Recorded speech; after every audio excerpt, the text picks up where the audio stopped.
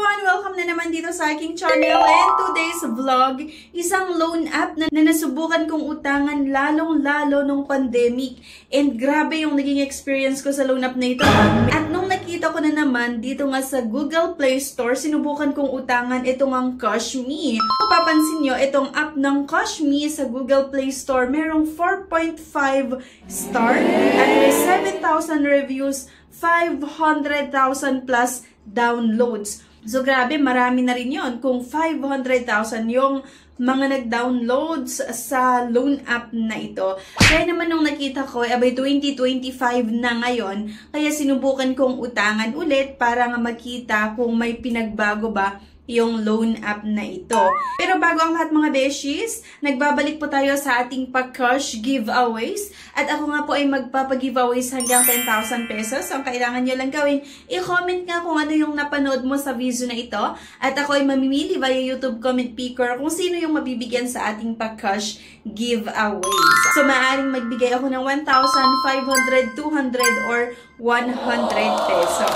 Going back, itong Cashme Loan App or Cashme Cash Loan Online App at under nga ito ng Hupan Lending Technology, and nag-check ako sa Securities and Exchange Commission, abay registered nga daw itong Cashme or itong Hupan Lending Technology. Pero kasi mga beshies, hindi ibig sabihin na dahil registered sa Securities and Exchange Commission ay okay na utangan or legit na utangan.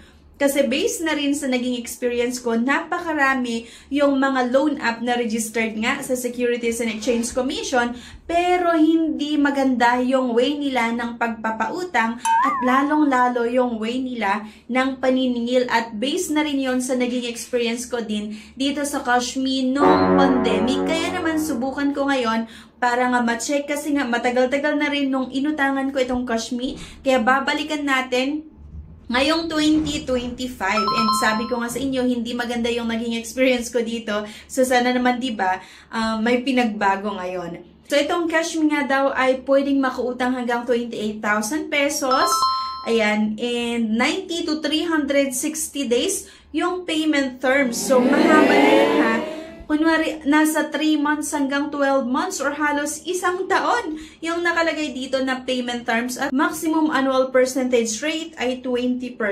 And pwede daw natin matanggap yung loan proceeds in 5 minutes lang. Diba? So, totoo na naman kaya yung 5 minutes. Kasi sa dinami-dami ng mga natry ko na rin, yung mga pinagda-download ko na iba't ibang mga loan app, ang karaniwan talaga sa sinasabi nila ay mabilis utangan or yung mga odds nila maging yung pambungad nila, pero sa dulo ng aking loan application hindi naging maganda yung naging experience ko. So, tignan nga natin itong Cashme kung may pinagbago ngayong tuwing. So, bago nga tayo makautang dito, once na na-download nyo, syempre, andyan na naman yung iba't ibang gusto nilang i-access sa ating cellphone. SMS log. So, we need you to authorize SMS permission. Location. Used to obtain your location to confirm that you are in the Philippines.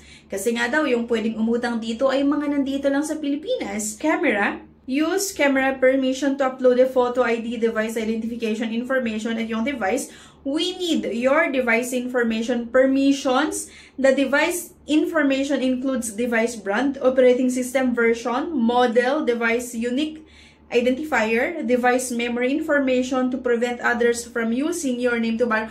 So, nakakaloka kasi ang dami nitong gustong i-access nga mga Cashme. Marami itong gusto nilang access sa aking cellphone bago daw ako makautang dito. Siyempre, kapag hindi naman kasi tayo nag-agree sa gusto nilang i-access, ba hindi talaga magpo-proceed nga ang ating loan application. Kaya pikit mata na naman and go na ulit. So, eto na nga, hanggang 28,000 pesos nga daw yung pwede kong mautang.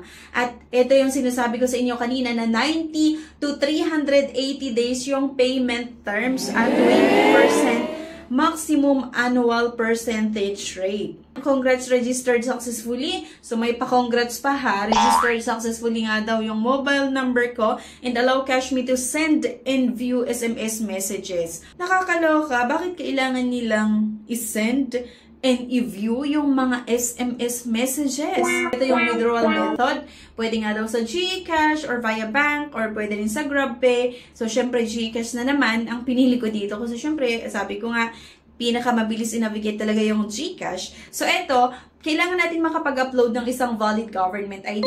At after nun, kailangan ulit natin syempre makapag-alagay ng mga contact references. So, ayan siya mga beshies. Like yung mga relatives, colleagues, yung mga kaibigan nyo daw. Lagi ako nagpapaalala na mag-ingat po tayo sa mga nilalagay natin na personal references kasi halos lahat talaga ng iba't ibang mga loan app nga kapag nag-post due yung loan application natin or due date mo ngayon, pero wala ka pa rin pambayad, asahan mo na pati yung mga personal references ay bubulabugin talaga nila or bubulabugin ng mga collector ng iba't ibang mga loan app. Kasi yung experience ko before, way back 2021, dito nga sa Kashmi, ay talagang hindi maganda.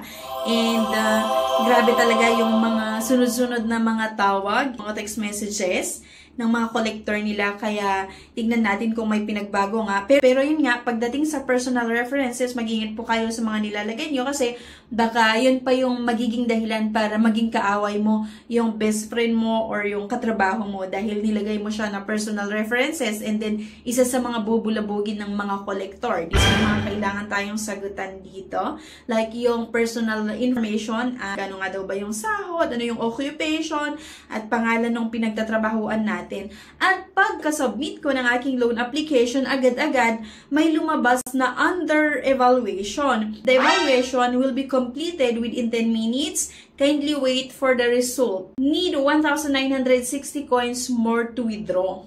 So, ang coins ko pa nga lang daw ay 40. So, ano yun? And dahil 10 minutes daw yung pagpaprocess nila, or yung processing time nitong Kashmi, abay, binalikan ko muna itong app nila sa Google Play Store para ma-check kung paano yung experience ng mga iba na nag-try na umutang dito. So, huwag kayong maniwala agad-agad sa mga 5-star or 4.5 star kasi minsan di natin alam kung yung naglagay ba talaga nung mataas na star na yan, yung mga umutang o baka naman yung mga empleyado lang. So, may mga scenario kasi na ganon.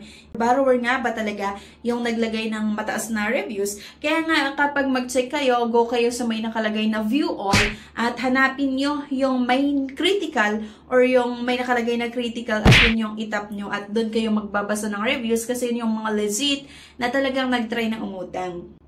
So, nakakaloka nga kasasabi ng isa, this office really got me traumatized because first, I loaned 2,000, then I only received 1,180.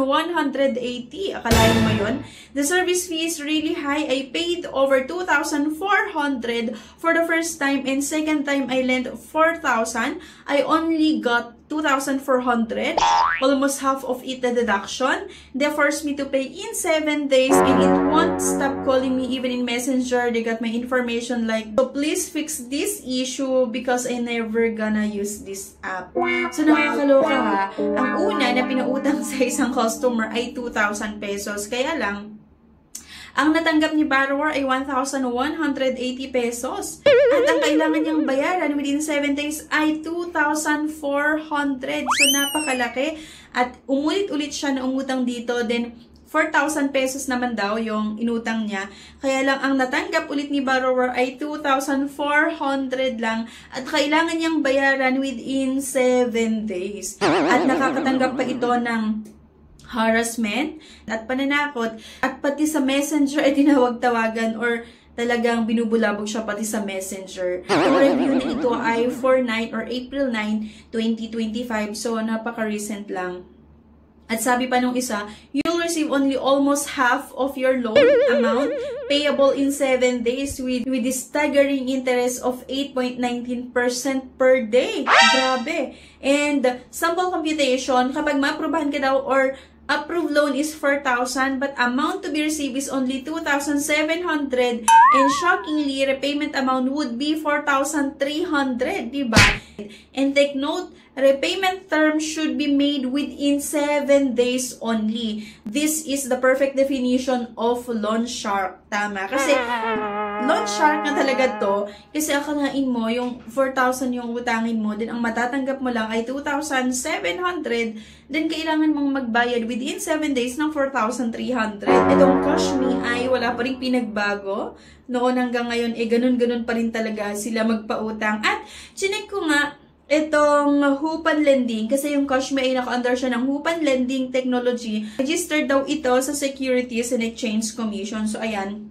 found one. Meron silang SEC number at date registered noong January 23, 2019. Status registered nga daw at nakalagay naman yung address ng office nga nito. Pero yun na nga, kagaya yung sabi ko kanina na hindi porket registered sa Securities and Exchange Commission ay okay siya utangan. Kasi maaaring okay or goods yung mga nilagay nila sa mga terms and condition or nung nag-submit nila ng kanilang application sa SEC pero hindi naman nila pinapatupad.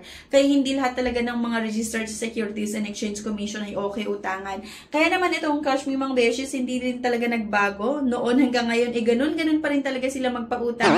Kaya hindi ko nire-recommend yung loan app na ito. Pero syempre, nasa sa inyo pa rin kung utangan nyo ito or hindi. So ano sa tingin nyo? Uutang pa rin ba kayo dito sa Cash Me or hindi? Sana po i-comment nyo kung meron pa kayong ibang experience. It's either maganda man yan or hindi sa mga collector ng Cash Me or sa kahit anong experience na meron kayo sa loan app na ito para mabasa ko at mabasa din ng mga iba na nagbabalak palang subukan i-download yung loan app na ito. Okay? Anyway guys, thank you for watching. Please don't forget to click the subscribe button. I-like nyo din po yung video at huwag nyo kalimutan na i-share. Thank you at see you sa aking next vlog. Bye!